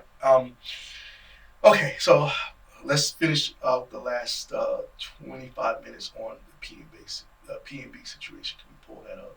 Yeah. So we can see. All right. Once again, thank you for joining us tonight. Change your mind, change your thinking. And tonight's show is about PNB, the murder of PNB, rap artist, PNB Rock, um, robbed and shot at Roscoe's Chicken and Waffles in Los Angeles. It's such a horrible situation. And, you know, it's so odd because a lot of these people I never heard of. Like even with what's his name in Los Angeles, the other rapper. Recently? No, years back. I had a friend that visited LA. He wanted to go to. I mean, there's a shit ton of I rappers know. in the 2000s. Nipsey Hussle. Oh, Nipsey Hussle. Yeah, Nipsey Hussle. When that happened, I never heard any of his music. A lot of people knew who he was, and I had he a had friend. just hit superstardom. Oh, is that what it was? Just hit it. Okay. And he had I had a friend that came in. He was doing a photo shoot, and he said, "I want to go to Nipsey's memorial." And Farley, I remember Farley with me, like, "Man, I don't want to be down there, man. Something may go down, blah blah blah." And I was like, "We're just gonna go and pop our heads in and pop out." And it was so many people there, and it was odd because there were people I the gang colors was blue and red. They were there. They were representing. They were peaceful. Because he bridged the gap. Interesting. And how exactly did he do that?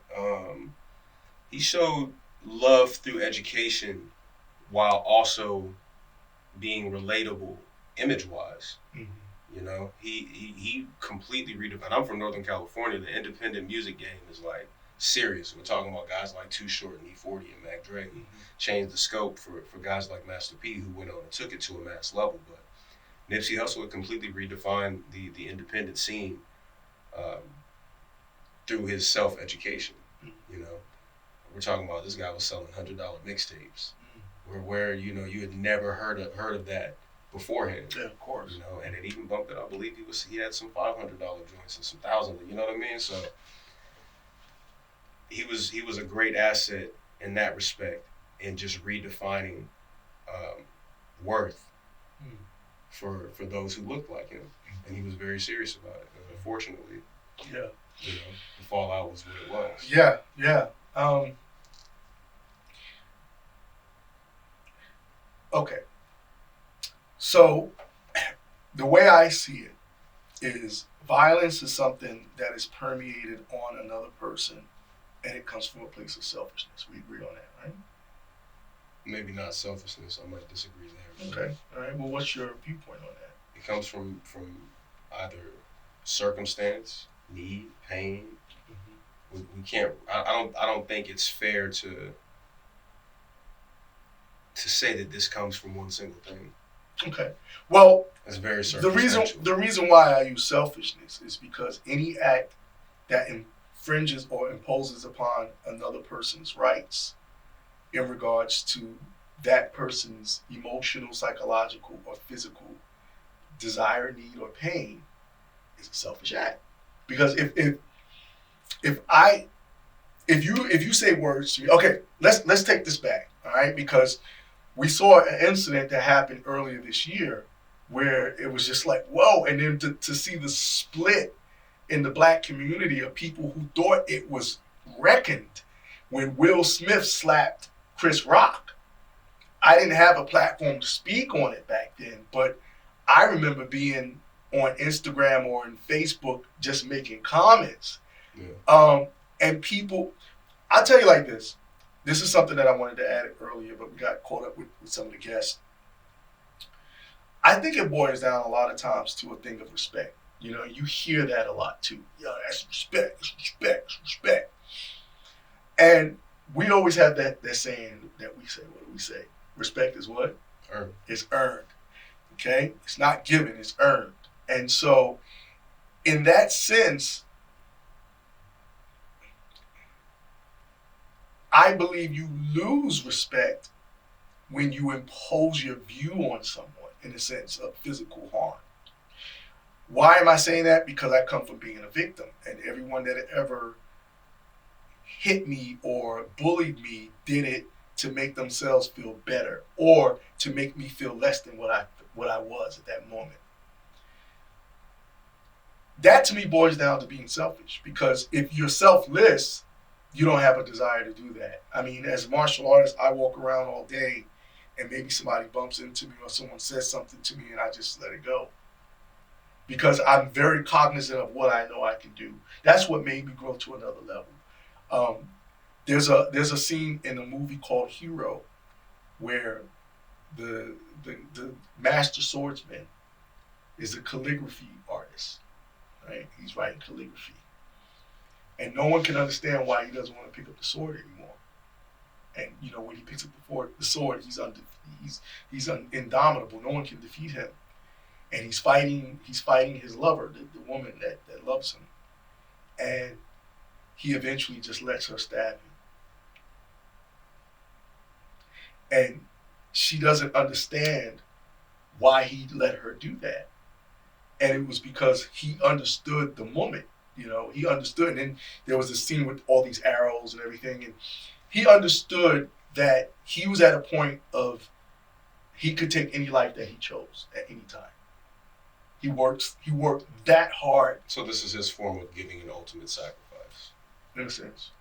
Of what he felt was the greater good, which was, in a sense, allowing others to live. Now, I'm a little different. I ain't gonna let nobody kill me. That ain't happening. Well, so then that's I wanted to say earlier. I believe that everyone has the right to live, but you have to earn the right to survive. Okay, that's fair. I mean, but look, that's biblical. A man don't eat. A man don't work. You don't eat. Even just through earning doesn't mean that you have to go out and become a corporate. No, you know what I mean. Not at all.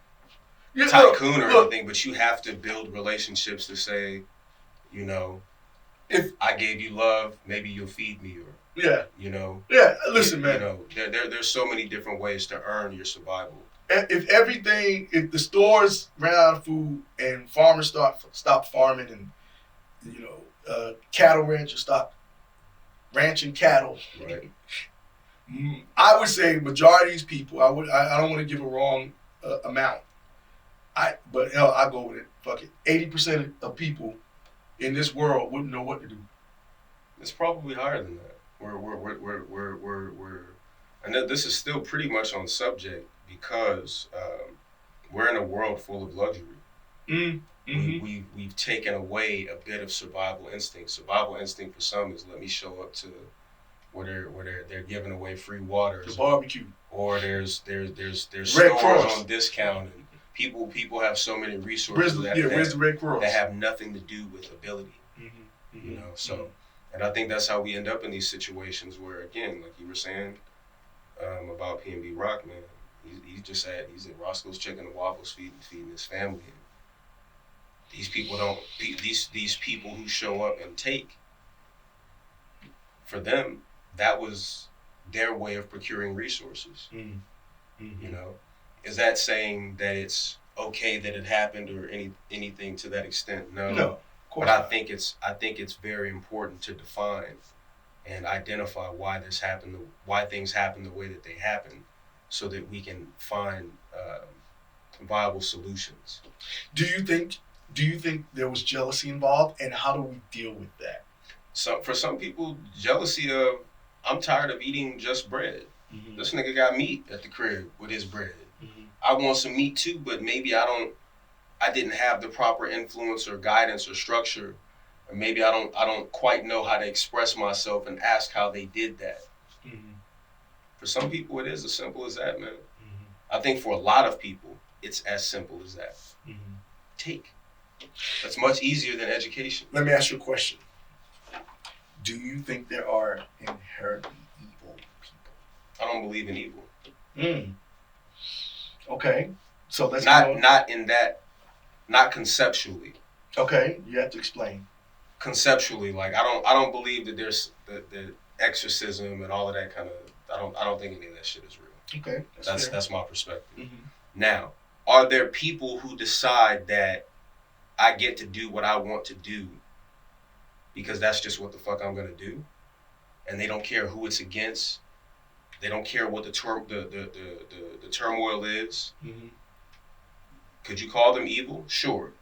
Does there need to be an exorcism or something? You know, No, I don't think that has anything to do with there's folklore, demons, or any of that kind of shit. I think the description of what evil is different. Maybe they're greedy. People. Is what I would say. Well, I wouldn't classify that as evil, but I definitely classify it as greed. They want more than others, and they mean it. Well, that falls into the 7 deadly sins. Yeah, they want more than others, and they actually mean it. Mm-hmm. Mm-hmm. So they take. Yeah. They figured out a way to take better. That's Gecko. Greed is good. Yeah. In Wall Street. Now, is it? So again, I'm not saying that any of these things are justifiable, but I'm saying defining it is important so that we can actually come up with a viable solution. Yeah. Well, I think that's why I'm asking about the different levels, because I firmly believe in evil. I believe there's demonic evil, but then there's also the level of evil that men do. You understand? It's the old phrase, the evil that men do. And the evil that men do, again, falls back to selfishness.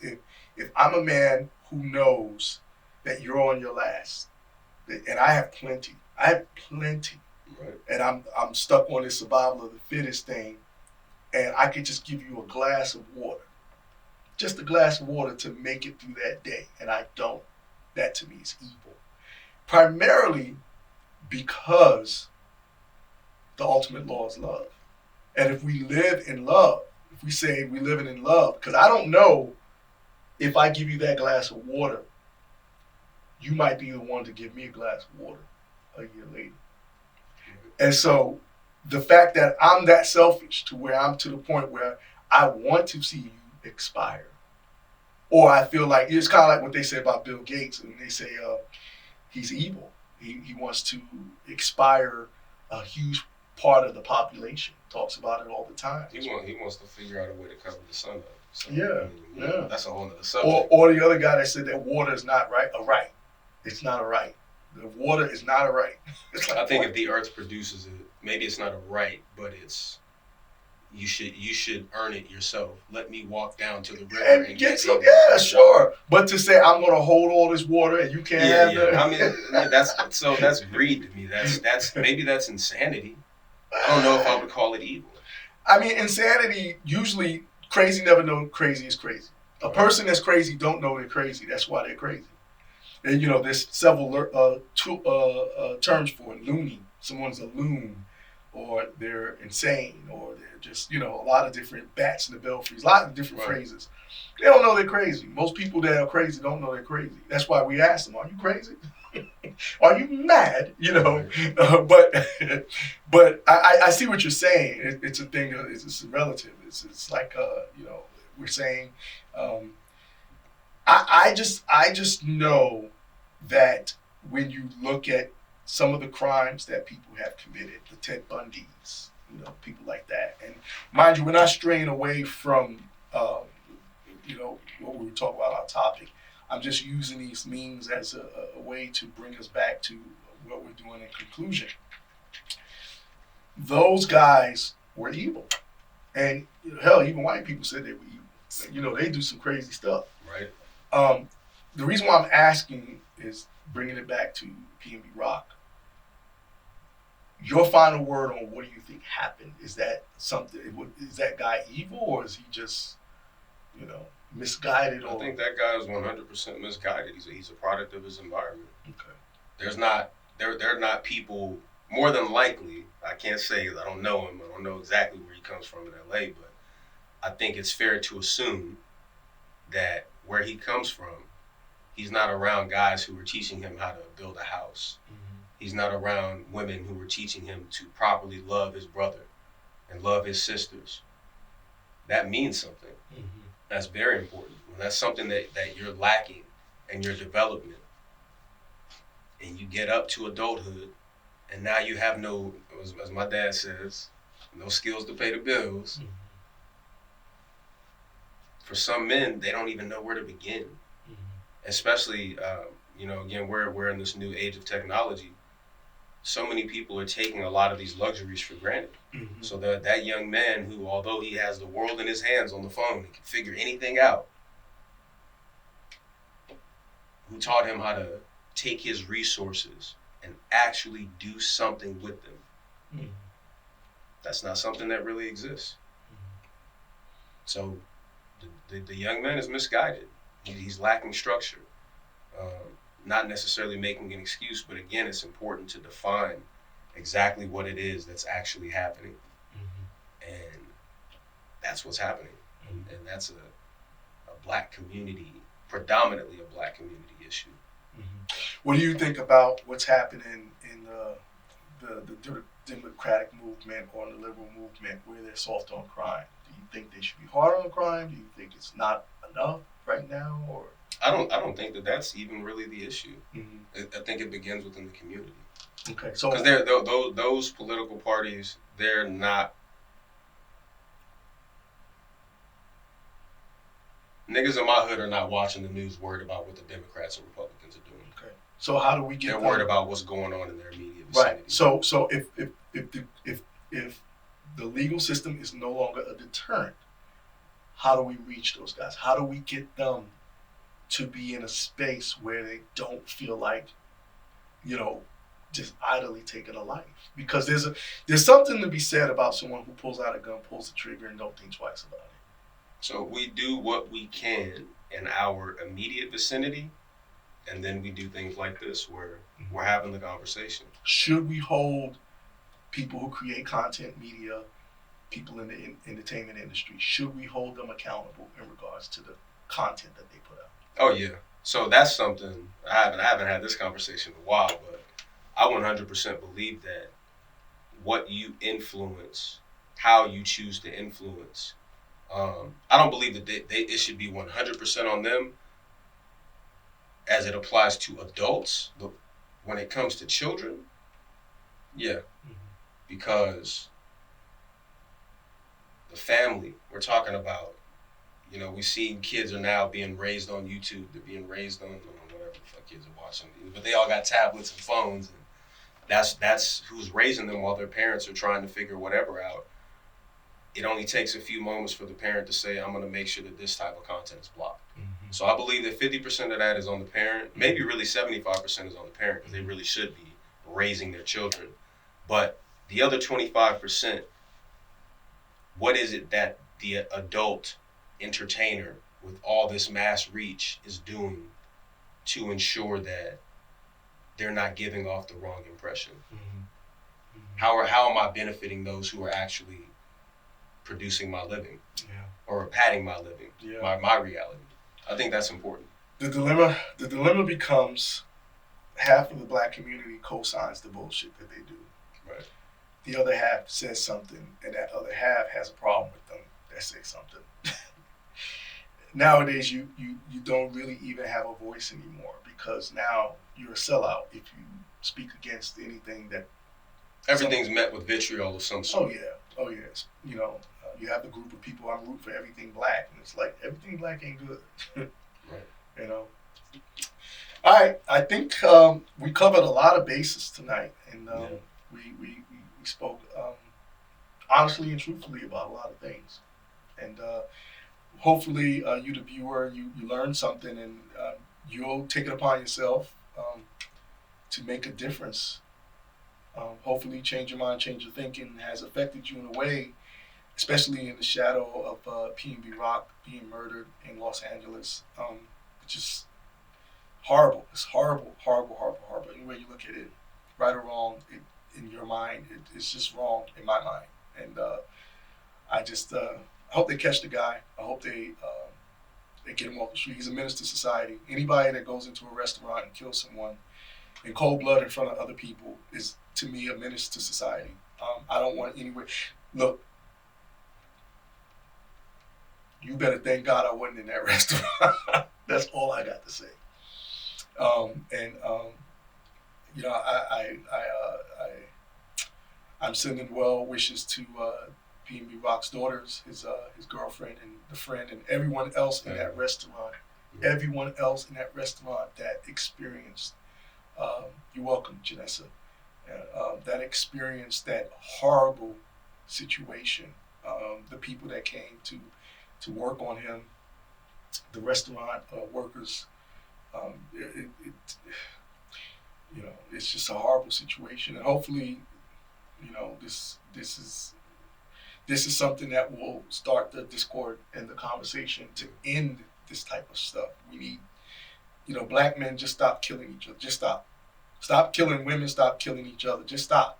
You know, senseless murder, senseless violence.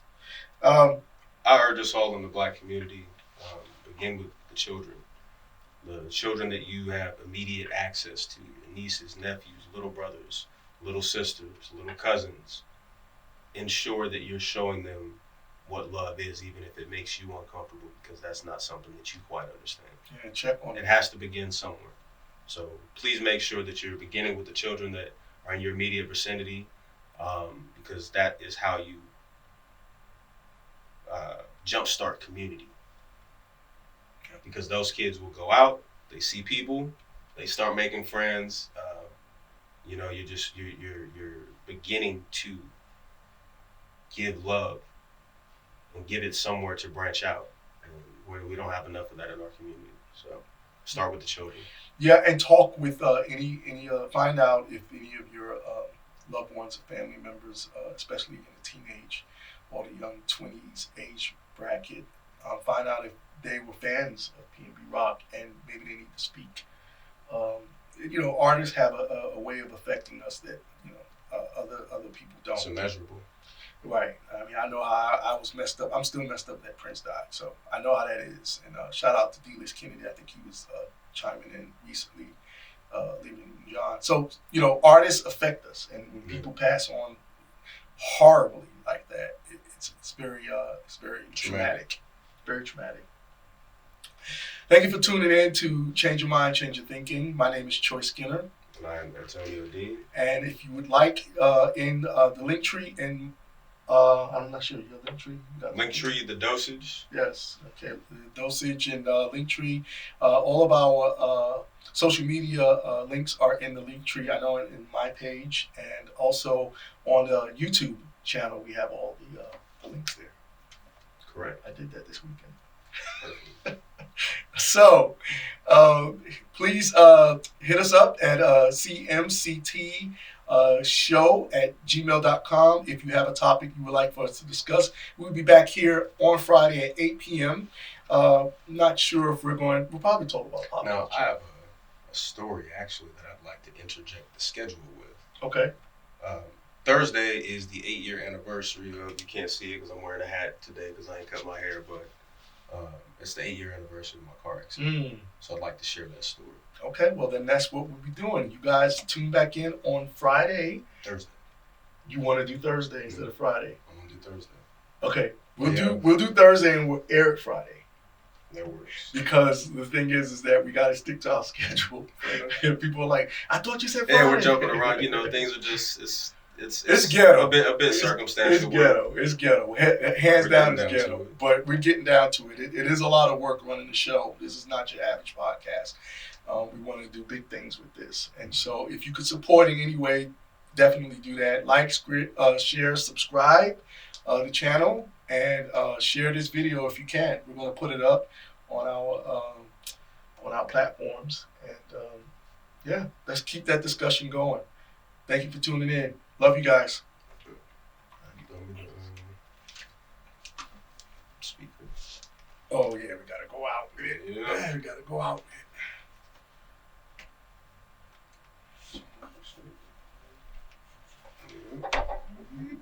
Me too. That's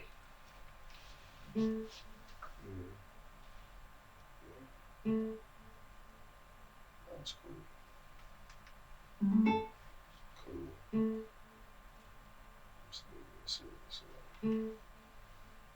All right, guys. A little bit of behind the scenes. Muscles on his lonely back. I stay calm and fact. I've been on the grind so long, hoes could never call me that. Please keep it short. I don't speak for all the rap. I Slowly turn off these I don't wanna Instagram lives. Keep throwing darts and wax. I'ma melt you. Every beat got a birthday. I just make it special. If you came to wrestle, so maybe we can do that. Chat and bring the doses and show you where your shoes at. Exactly where the proof.